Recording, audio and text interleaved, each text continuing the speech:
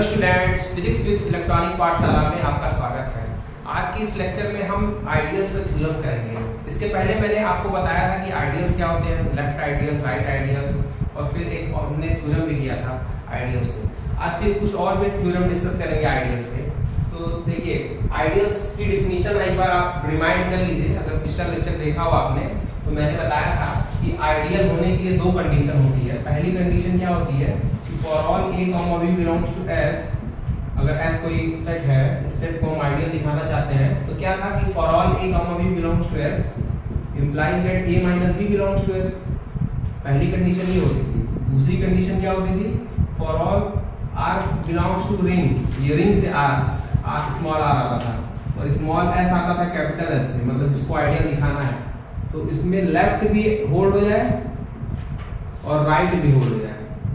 मतलब r dot s और s dot r करने पे अगर होल्ड हो जाता है तो हम s को कहते हैं कि वो आइडियल है। मतलब किसी भी रिंग के किसी नॉन एम्प्टी सेट s को हम आइडियल को कहते हैं जब वो पहली कंडीशन होल्ड कर ले और ये सेकंड कंडीशन होल्ड कर ले। सेकंड कंडीशन में ये लेफ्ट आइडियल को बता रहा है, ये राइट आइडियल को बता रहा है। ठीक है, तो ये कंडीशन होती है। तो हमें अब देखिए प्रूव क्या करना है। इसे आप बस मैं समझाने के लिए नोट किया हूं, उसे आप नोट मत करिएगा, ठीक है, इसे मत नोट करिएगा। देखिए अब थ्योरम का स्टेटमेंट देखिए, prove that intersection of two ideal is an ideal. कह रहा है कि दो आइडियल अगर हैं, ठीक है, दो अगर आइडियल हैं तो उनका इंटरसेक्शन भी आइडियल होता है। ये चीज प्रूव करनी है। तो मान लेते हैं दो आइडियल है तो हम लेके चलेंगे कि एक S1 आइडियल है और एक S2 आइडियल है। ये हम लेके चलेंगे, ठीक है। समझाकर समझ लीजिए क्या होता है। हम मान लेंगे कि दो आइडियल हमारे पास है, ठीक है, एक S1 आइडियल एक S2 आइडियल, और हमें प्रूव क्या करना है कि S1 इंटरसेक्शन S2 जो है वो भी आइडियल है, ठीक है। तो आइए प्रूफ देखते हैं। इंटरसेक्शन को दिखाना है। इंटरसेक्शन का मतलब जानते हैं कि इंटरसेक्शन का साइन ये होता है ना, ये वाला साइन, जिसको हमको S1 इंटरसेक्शन S2 दिखाना है, जहां S1 S2 पहले से आइडियल है, ठीक है। तो आइए प्रूफ देखते हैं। प्रूफ है late S1 and S2 be any two ideals of ring R plus dot। सबसे पहले क्या करेंगे, आप दो आइडियल मान लेंगे। मैंने मान लिया कि एक S1 आइडियल है, एक S2 आइडियल है। हमने दो आइडियल ले लिया। अब हमें प्रूफ क्या करना रहेगा, हमें यही दिखाना है कि S1 इंटरसेक्शन S2 भी क्या है, आइडियल है। यही प्रूफ करना है। ये भी इनका इंटरसेक्शन भी आइडियल है, हमें दिखाना है, ठीक है। अब आइए यहाँ देखिए, आपको पता है कि S1 आइडियल है और S2 आइडियल है तो हर आइडियल सब रिंग होता है। कल हमने प्रूफ किया था कि एवरी आइडियल इज ए सब रिंग। सभी आइडियल सब रिंग होते हैं और सब रिंग है, इसका मतलब वो रिंग फॉर्म कर रहा है। रिंग फॉर्म कर रहा है उसका मतलब उसमें एडिटिव आइडेंटिटी आएगी। रिंग की प्रॉपर्टी में एक प्रॉपर्टी होती है additive identity, existence of identity value. तो जीरो बिलोंग करता है, इसका मतलब वो सब रिंग है तो उसमें जीरो बिलोंग करेगा। और क्योंकि वो आइडियल है तो मैंने बताया कि आइडियल सब रिंग होते हैं, जाहिर सी बात है कि आइडियल में भी जीरो बिलोंग करेगा, बिकॉज़ सब रिंग में तो जीरो होगा, तो जीरो जो होगा आइडियल में बिलोंग करेगा। तो मैंने यहाँ पे इंप्लाई कराया कि S1 में जीरो बिलोंग करेगा, ठीक है। Implies that zero belongs to S1 and zero belongs to S2 because S1 and S2 are ideals and we know that both ideals are subring. If both ideals are subring then it have a identity element, that's why S1 and S2 contain a zero element. तो यहाँ पे दोनों zero जो होगा वो दोनों में contain होगा, ठीक है। अगर जीरो S1 में भी है, जीरो S2 में भी है, तो जीरो जो होगा इनके इंटरसेक्शन में भी होगा। अगर एलिमेंट पहले सेट में भी है, दूसरे सेट में भी है, इंटरसेक्शन का मतलब क्या होता है, दोनों में कॉमन कॉमन एलिमेंट का कलेक्शन, तो इनके इंटरसेक्शन में भी होगा। तो यहाँ से इंप्लाई कर दिया कि zero belongs to S1 intersection S2। इसका मतलब है जीरो इनके इंटरसेक्शन में भी होगा। इसका मतलब अब ये क्या इंप्लाई कर रहा है, इसका मतलब जो S1 इंटरसेक्शन S2 का कलेक्शन होगा, S1 इंटरसेक्शन S2 का कलेक्शन होगा वो नॉन एम्प्टी होगा। यहाँ पे क्या लिखे हैं, S1 intersection S2 not equal to 5। S1 intersection S2 not equal to 5। अगर 5 का मतलब क्या होता है, ये S1 इंटरसेक्शन S2 जो है इसका जो सेट है वो 5 के इक्वल है, मतलब एम्प्टी है। इसका ये मतलब होता है, और इसको ऐसे काट दिया, इसका मतलब क्या है कि नॉन एम्प्टी सेट है। मतलब ये जो सेट का कलेक्शन है वो नॉन एम्प्टी है। नॉन एम्प्टी का मतलब क्या है कि उसमें एलिमेंट है। इसका मतलब S1 इंटरसेक्शन S2 में एलिमेंट है कुछ, ठीक है। अब देखिए ये यहाँ तक तो वो समझ में आया। सबसे पहले दो आइडियल्स दिए, दोनों आइडियल सब रिंग होते हैं इसलिए जीरो बिलोंग करेगा। ये जीरो बिलोंग कराने का ये मतलब था कि S1 इंटरसेक्शन S2 कहीं एम्प्टी तो सेट नहीं हो जा रहा है। अगर सेट ही एम्प्टी रहेगा तो प्रूफ क्या करेंगे, इसलिए जीरो बिलोंग करा के दिखाएंगे, ठीक ठीक है, तो S1 intersection S2 non empty हो गया। अब देखिए, अब हम दो एलिमेंट चूज करते हैं, let A, B belongs to S1 intersection S2। हमने A और B दो एलिमेंट ले लिया, A और B दो एलिमेंट लिया इंटरसेक्शन वाले सेट में। देखिए इंटरसेक्शन वाले सेट में क्यों ले रहा है, क्योंकि इंटरसेक्शन वाले सेट को ही तो सब आइडियल दिखाना है। ये S1 S2 तो है ही आइडियल, इनके इंटरसेक्शन को दिखाना है, तो जो भी काम करेंगे इंटरसेक्शन में काम करेंगे। तो हमने दो एलिमेंट लिया A और B S1 इंटरसेक्शन S2 में। अब S1 इंटरसेक्शन S2 में A भी लिया, इसका मतलब ये A भी S1 में भी होगा, A, B S1 में भी होगा, A, B S2 में भी होगा। ठीक है, क्यों S1 S2 भाई अगर इंटरसेक्शन में है इसका मतलब अलग अलग भी होगा, वही तो इंटरसेक्शन में था। A, B belongs to S1 और A, B belongs to S2। ठीक है, तो आपको पता है कि S1 S2 क्या होते हैं, दोनों आइडियल है। S1 और S2 दोनों आइडियल है, और आइडियल की डेफिनेशन लिखी हुई है, अगर S कोई सेट आइडियल है तो उसमें पहली प्रॉपर्टी क्या होती है कि अगर A और B कोई भी दिया हुआ है तो उनका डिफरेंस बिलोंग करेगा। A और B कोई भी दिया हुआ है उसका डिफरेंस बिलोंग करेगा। तो यहाँ पे S1 बिलोंग कर रहा है S2, इसका मतलब इसका डिफरेंस भी बिलोंग करेगा। इसका मतलब क्या होगा कि इनका डिफरेंस बिलोंग करेगा। क्यों बिलोंग करेगा, क्योंकि S1 S2 आइडियल है, और आइडियल होने की कंडीशन पहले लिखी हुई है। ठीक है, तो A - B belongs to S1 हो गया, A - B belongs to S2 हो गया। अब अगर A - B S1 में भी है, A - B S2 में भी है, तो A - B क्या होगा, S1 इंटरसेक्शन S2 में भी होगा।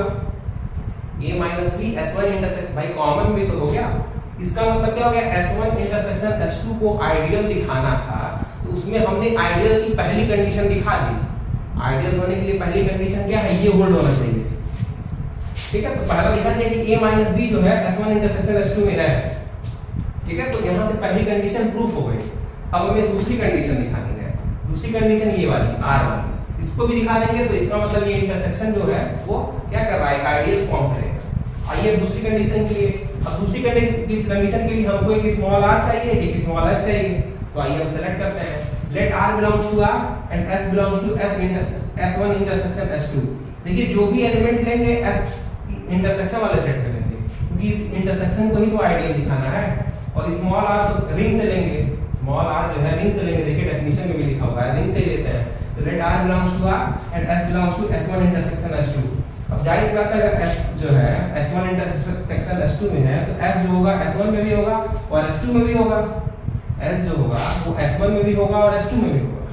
ठीक है, नाउ भी है। अब क्या हो जाएगा यहाँ से, अब देखिए R, अगर R स्मॉल r में बिलोंग कर रहा है, ये तो हमने मान ही के चला है।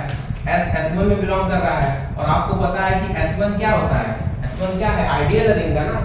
तो अगर S1 आइडियल है, S उसका एक एलिमेंट है और R भी एक एलिमेंट है, तो अगर आइडियल होता है तो ये कंडीशन होल्ड होता है। आइडियल अगर है तो वो लेफ्ट और राइट वाली प्रॉपर्टी होल्ड करेगा ना। इसका मतलब क्या हो गया कि R.S भी S1 में बिलोंग करेगा, R.S भी S1 में बिलोंग करेगा, S.R भी S1 में बिलोंग करेगा। ठीक है, S1 में तो आप दिखा दिए ना कि R.S जो है वो S1 में भी है और S.R भी S1 में है। यहाँ से पहली कंडीशन तो दिख गई, S1 में तो हम दिखा दिए। आइए देखिए, यहाँ पे हमने R और स्मॉल s चूज किया था, फिर S पता है कि अगर इंटरसेक्शन में है तो दोनों में होगा। अब दोनों में होगा तो हम पहले वाले को पकड़ के चल रहे हैं, S1 को, क्योंकि पहले S1 को दिखाएंगे फिर S2 के लिए दिखाएंगे, फिर इंटरसेक्शन के लिए दिखा देंगे। तो हमने R ले लिया स्मॉल r से, S लिया S1 से। अब S1 चूंकि आइडियल है, तो आइडियल है तो आइडियल की प्रॉपर्टी नंबर सेकंड देखिए, तो आइडियल है तो R.S भी जाएगा, S.R भी जाएगा। तो यहाँ पे R.S S1 में चला गया और S.R S1 में चला गया। सिमिलरली इसी तरह हम S2 में दिखा देंगे, सिमिलरली इसी तरह हम S2 को भी दिखा देंगे कि उसमें भी R.S और S.R जाएगा, R.S और S.R चला जाएगा। फिर दोनों को क्या करेंगे, फिर कंबाइन कर देंगे इंटरसेक्शन के लिए, फिर हमारा रिजल्ट प्रूफ हो जाएगा। ये छोटा सा प्रूफ है, आइए देखते हैं। देखिए अब क्या करेंगे, देखिए नाउ अब देखिए जिस तरह आपने S1 के लिए दिखाया है, जिस तरह आपने S1 के लिए दिखाया है, उस तरह क्या कर लेंगे now R belongs to R, ये तो होगा ही, और S जो है वो S2 में भी बिलोंग करेगा। भाई देखिए S जो था वो S1 में भी था और S2 में भी था, तो S1 वाले के लिए दिखा दिए, अब S2 वाले के लिए दिखा रहे हैं। तो now S belongs to S1, now R belongs to R and S belongs to S2, and हमको पता है कि S2 भी आइडियल है and S2 is a S2 भी, तो हम सपोज करके ही चल रहा है ना कि S1 S2 तो आइडियल है ही रिंग का, S2 is the ideal of ring S2 is ideal of ring R, सो क्या हो जाएगा, आइडियल की कंडीशन क्या होती है कि उसमें R डॉट S भी बिलोंग करता है और S डॉट R भी बिलोंग करता है, ठीक है। तो ये हो गई कंडीशन नंबर, ये कंडीशन सेकंड हो गई, इसको कंडीशन नंबर 2 मान लीजिए, इसको इक्वेशन 2 मान लीजिए, इसको इक्वेशन 3 मान लीजिए।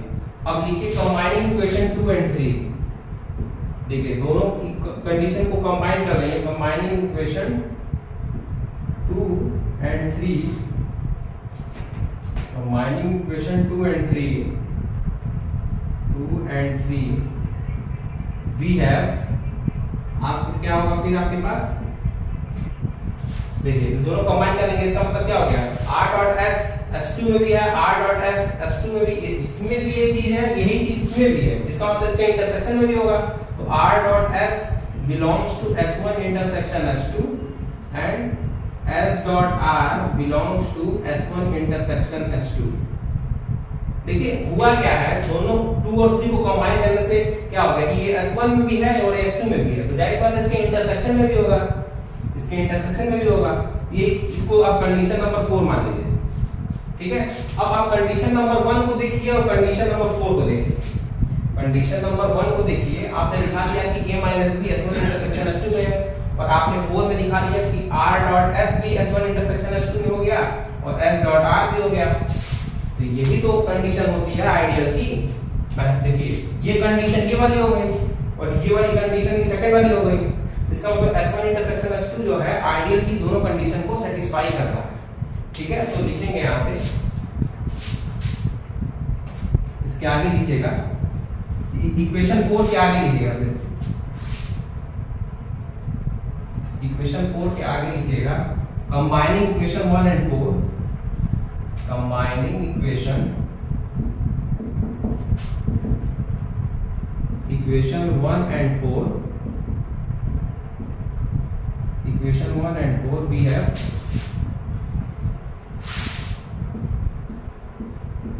S1 intersection S2 is a ideal of, S1 intersection S2 is a ideal of ring R plus dot,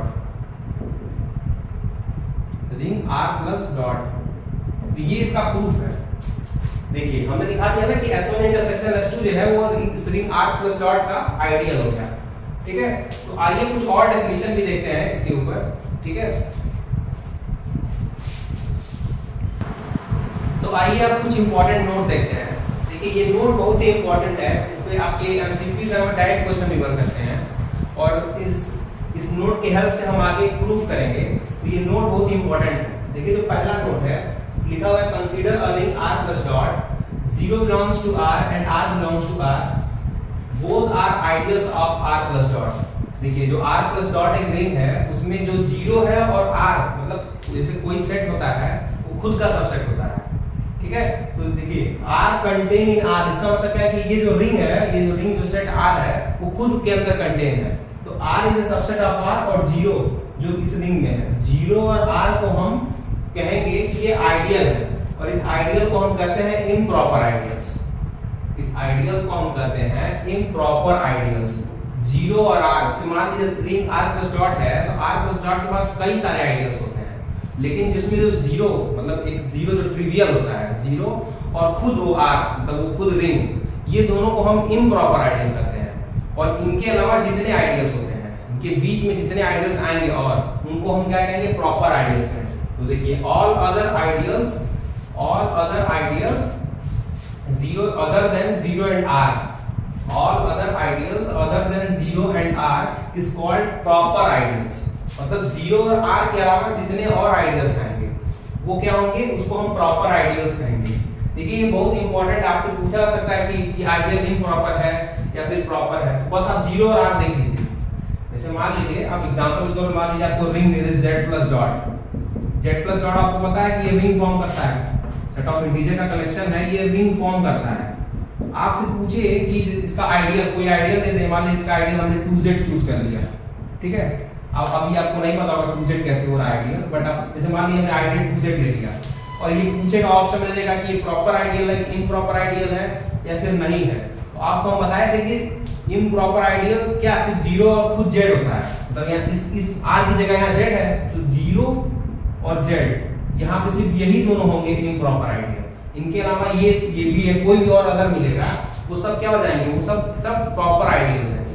ठीक है, तो आपसे डायरेक्ट पूछा जा सकता है एग्जाम में। आइए हम एग्जाम्पल इसको समझते हैं। एग्जाम्पल भी एक है, ठीक है, जैसे जेड प्लस डॉट में जैसे आपको थर्ड नोट देखिए, consider the ring Z plus dot. जैसे जेड प्लस डॉट को पता है कि रिंग होता है और इसमें जो आइडियल होते हैं वो किस टाइप से होते हैं, mz टाइप के होते हैं। देखिए has a ideal of type i equal to mz। देखिए m क्या है, m कोई फिक्स इंटीजर है, ठीक है, mz टाइप का होता है। मतलब आप कहेंगे mz मतलब क्या होगा, जैसे m की वैल्यू 1 कर दीजिए तो z हो जाएगा, m की वैल्यू 2 कर दीजिए तो 2z हो जाएगा, m की वैल्यू 3 कर दीजिए तो 3z हो जाएगा। ये सब के सब क्या है, ये i1 आइडियल हो गया, ये i2 आइडियल हो गया, ये i3 आइडियल हो गया, ये सब आइडियल फॉर्म करता है। इसी तरह m की वैल्यू आप इनफाइनाइट तक करेंगे इनफाइनाइट आइडियल होंगे। इसका मतलब z प्लस डॉट के पास इनफाइनाइट नंबर ऑफ आइडियल होते हैं। बट ये जितने भी आइडियल हैं इसको छोड़ के, इसको ये देखिए z है, ये z है और एक 0, ठीक है, 0 भी होता है आइडियल। ये दोनों को छोड़ के जितने और मिलेंगे सब वो सब के सब प्रॉपर होंगे और 0 और z क्या होंगे, इम्प्रॉपर आइडियल होंगे।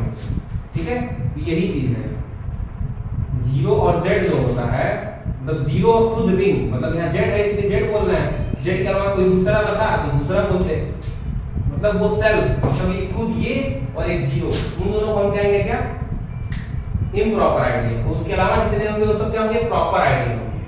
ठीक है, तो इम्प्रॉपर और प्रॉपर आइडियल आपको क्लियर होना चाहिए। ठीक है, आइए एक थ्योरम प्रूव करते हैं इस इम्प्रॉपर और प्रॉपर आइडियल। ठीक है, इसको नोट कर लीजिए आप, ये नोट बना के आप इसको लिख लीजिएगा। ठीक है, आइडियल का जो कॉन्सेप्ट है बहुत ही इंपॉर्टेंट है। जब कभी किसी भी कंपटीशन का तैयारी करेंगे जिसमें रिंग थ्योरी आता है तो आइडियल सबसे इंपॉर्टेंट कॉन्सेप्ट होता है। तो आइडियल की डेफिनेशन क्लियर होनी चाहिए, ठीक है, उसके एग्जांपल पता होने चाहिए, प्रॉपर आइडियल क्या होते हैं, छोटी छोटी चीजें आपको पता होनी चाहिए। और आपका एग्जाम जो हो रहा है वो एमसीक्यू टाइप का हो रहा है तो उसमें डायरेक्ट क्वेश्चन भी बन सकते हैं, सीधे दे देगा, पूछेगा क्या आइडियल है इसका। तो देखिए जेड प्लस डॉट का तो मैंने लिखवा दिया है, ज्यादातर जेड प्लस डॉट का पूछा जाता है इसलिए मैंने जेड प्लस डॉट का बता दिया कि mz टाइप के मिलते हैं। m की वैल्यू 1 2 3, m फिक्स इंटीजर है तो 1 2 3 कुछ भी हो सकता है। ठीक है, आइए थ्योरम प्रूव करते हैं। थ्योरम का स्टेटमेंट है प्रूव दैट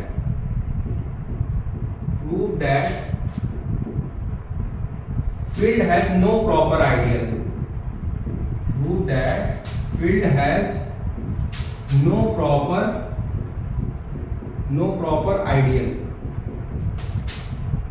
ये हमको शो करना है, हमको दिखाना है कि फील्ड के पास प्रॉपर आइडियल नहीं होता है। ये चीज प्रूफ करनी है हमको।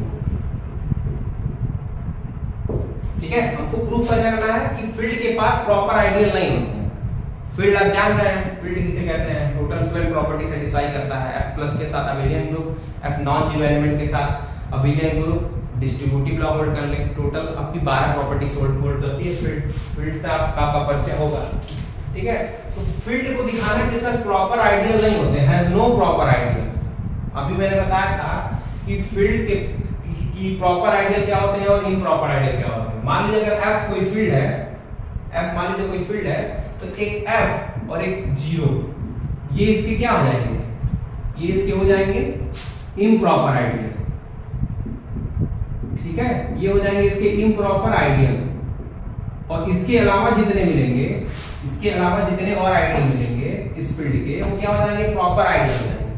तो इसके कहने का क्या मतलब है कि फील्ड है नो प्रॉपर आइडियल। इसका मतलब कह रहा है कि सिर्फ फील्ड के पास यही दोनों मिलेगा, F खुद और 0, बस यही दोनों मिलेगा, इसके अलावा कोई दूसरा आइडियल नहीं मिलेगा। भाई इसके कहने का क्या मतलब होगा, no proper ideal. Proper ideal इसका मतलब सिर्फ दो ही इम्प्रॉपर आइडियल है, एक ये और ये, बस हम ये दिखा दें कि यही दोनों बस है आइडियल इसका। हम ये बस प्रूव कर दें कि ये दोनों सिर्फ इसका आइडियल है तो थ्योरम प्रूफ हो जाएगा, इसके अलावा नहीं है। तो आइए इसको प्रूफ करते हैं, इसको प्रूफ करते हैं।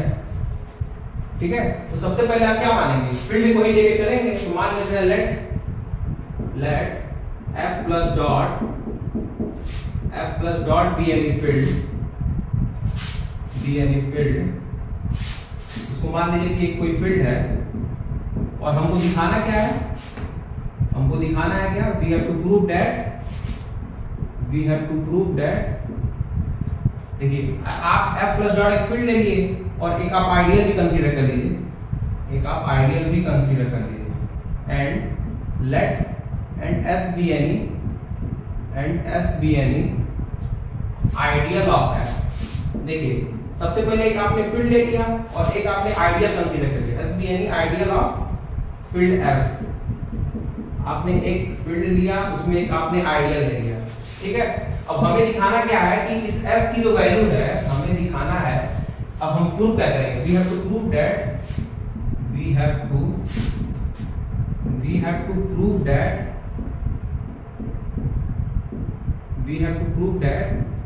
जो s है आपका, s इक्वल टू f और s इक्वल टू 0। आपको यही दोनों दिखाना है कि जो आइडियल आपका s आप माने हैं उसकी वैल्यू या तो f हो जाए या तो 0 हो जाए, इसके अलावा और कुछ ना, ठीक है। आप यही तो दिखाते थे। इम्प्रॉपर आइडियल क्या होते हैं, एक खुद फील्ड होता है और खुद 0 हो जाता है, तो आपने जो ये आइडियल माना है s, इस s की वैल्यू या तो f के इक्वल दिखा दें या तो फिर 0 के इक्वल दिखा दें। तो अगर इसमें से दिखा देंगे तो हमारा थ्योरम प्रूफ हो जाएगा, इसका मतलब सिर्फ उसके पास इम्प्रॉपर आइडियल ही होंगे। तो आइए प्रूफ करते हैं। तो देखिए अब देखिए पहला केस लेते हैं, इफ s इक्वल टू 0। देखिए अगर आप s इक्वल टू 0 लेते हैं देन आवर थ्योरम इज, तब कुछ प्रूफ करने की जरूरत ही नहीं है।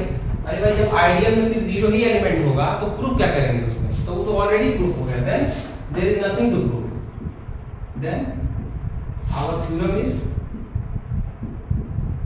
0 होगा तो 0 होता ही है, किसी भी रिंग में 0 तो होगा ही ना, तो 0 तो आइडियल होगा ही होगा, क्योंकि 0 हमेशा होता है किसी भी रिंग में, बिकॉज़ 0 ही नहीं होगा तब तो रिंग ही नहीं फॉर्म करेगा, तो आइडियल वगैरह तो दूर की बात है, ठीक है। और क्योंकि s भी जो है वो f फील्ड का ही तो सबसेट होगा कोई, तो then our theorem is proved, ठीक है। इसका मतलब हमको कौन सा दिखाना है, हमको दिखाना है कि s इक्वल टू f वाला केस दिखाना है, ठीक है। तो आइए इसके आगे देखते हैं।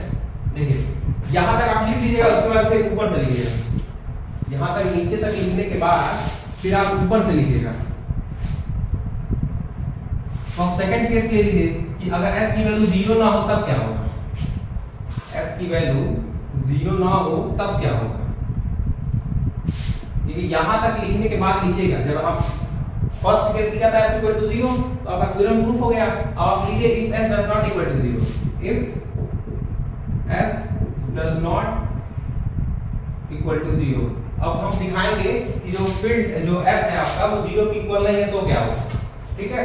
तो जब s भाई अगर s 0 के इक्वल नहीं है, इसका मतलब s के अंदर और भी एलिमेंट होंगे, 0 के अलावा भी एलिमेंट होंगे। s के अंदर अगर 0 के बराबर नहीं है तो s क्या f भी तो कोई सेट ही होगा, आइडियल आप माने हैं तो आइडियल भी तो एक सेट ही होता है, तो सेट के अंदर 0 के अलावा भी एलिमेंट होंगे। तो मान लेते हैं कि element a, so a belongs to s। आपने एक एलिमेंट s में a को लिया, इस तरह से कि हुआ a नॉन जीरो होगा, भाई 0 अगर नहीं है तो 0 के अलावा भी एलिमेंट होंगे। तो हम मान लिए कि एक कोई एलिमेंट a है जो कि इसमें s में बिलोंग कर रहा है और एक ऐसा है वो नॉन जीरो है, एक ऐसा है नॉन जीरो है। और आपको पता है कि आपने फील्ड लिया सिंस, अब भाई अगर a s में बिलोंग कर रहा है तो s पता है कि s क्या है, आइडियल है, आइडियल किसका, फील्ड का है ना, f का है ना, तो जाहिर बात है ये जो एलिमेंट आप s का लिए हैं वो f में भी बिलोंग करेगा। भाई अगर s सबसेट है f का, s f का सबसेट है और अगर a s में बिलोंग कर रहे हैं तो जाहिर बात है a f में भी तो बिलोंग करेगा। भाई अगर सबसेट में है तो इसमें भी बिलोंग करेगा। वही चीज कह रहा है कि अगर इसमें since a belongs to f and आपको पता है कि and f is a field, and f is a field है, तो आपको पता है कि फील्ड में नॉन जीरो एलिमेंट के इनवर्स एग्जिस्ट करते हैं, फील्ड में नॉन जीरो एलिमेंट के इनवर्स एग्जिस्ट करते हैं। तो क्या हो जाएगा, a inverse belongs to f हो जाएगा, a inverse belongs to f हो जाएगा, ठीक है। नाउ वी हैव, फिर इसका आगे लिखिएगा now we have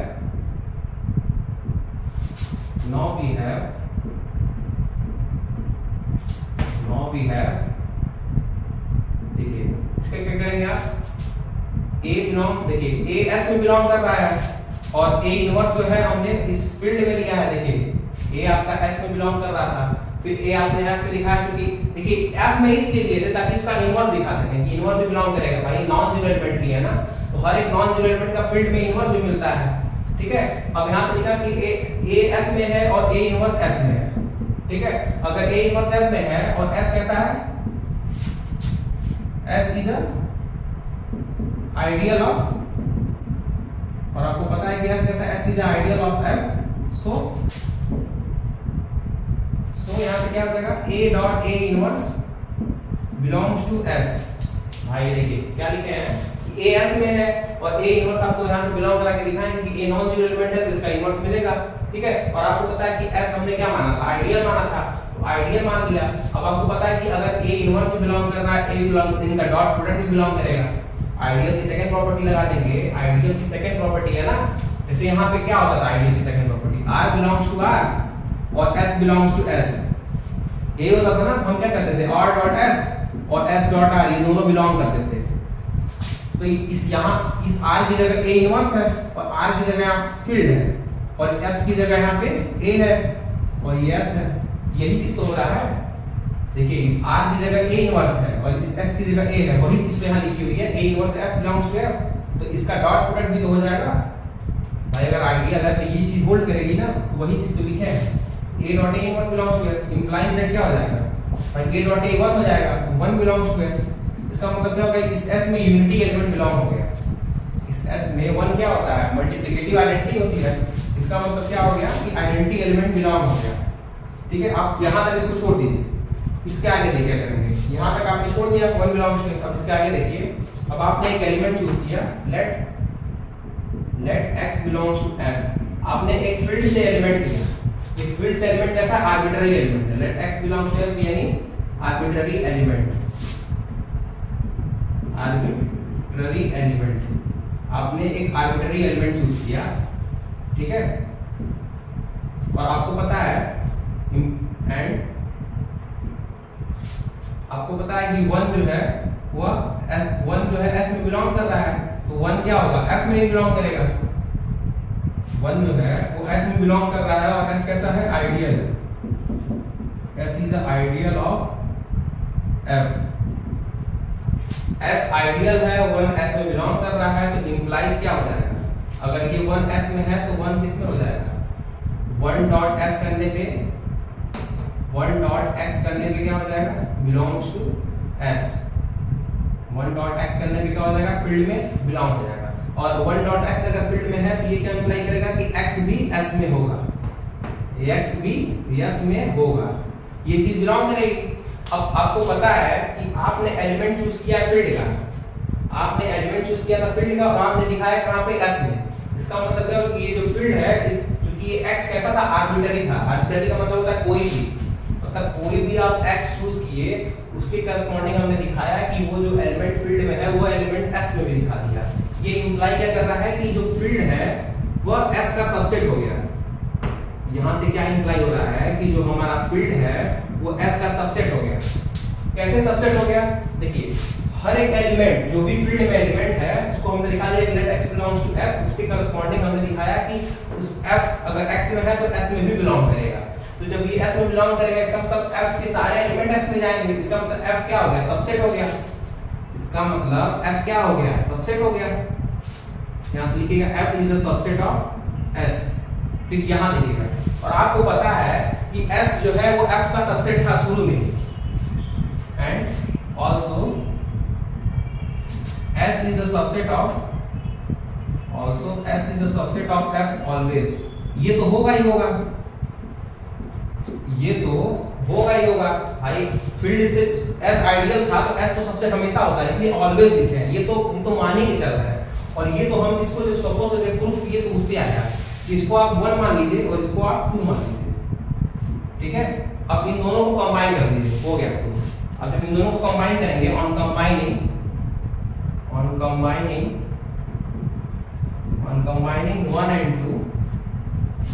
one and two, आपको क्या मिलेगा, S इक्वल टू F। आपको यही तो प्रूव करना था कि आइडियल एस था उसको एफ के इक्वल दिखाना था, आइडियल एस को एफ के इक्वल दिखाना था। ठीक है, तो आपने यहाँ प्रूव कर दिया। देखिए पहले बार तो s इक्वल टू 0 के लिए दिखाया, s इक्वल टू 0 के लिए हमारा थ्योरम प्रूफ हो गया था। अब s does not equal to 0 के लिए प्रूफ करना था, s does not equal to 0 के लिए प्रूफ करना था। तो आपने लिखा if s does not equal to 0, भाई अगर s 0 नहीं है इसका मतलब उसमें एलिमेंट और है। आपने एक एलिमेंट s चूज कर लिया a, और आप a ऐसा चूज किया कि नॉन जीरो है। नॉन जीरो का मतलब समझते हैं 0 नहीं हो सकता वो। ठीक है, और आपको पता है कि अगर a s में है तो f में भी होगा। ठीक है, अगर a f में है तो हर एक नॉन जीरो एलिमेंट का इनवर्स एग्जिस्ट करता है, तो यहाँ से a inverse belongs to f हो गया, a inverse belongs to f हो गया। ठीक है, अब हमें दिखाना क्या था, देखिए a अगर s में है, a इनवर्स f में है, तो इसका डॉट प्रोडक्ट भी होगा ना s में। कि ये वाली प्रॉपर्टी सेकंड होती है आइडियल की, आइडियल की प्रॉपर्टी सेकंड से हमने इसका डॉट प्रोडक्ट दिखा दिया s में होगा।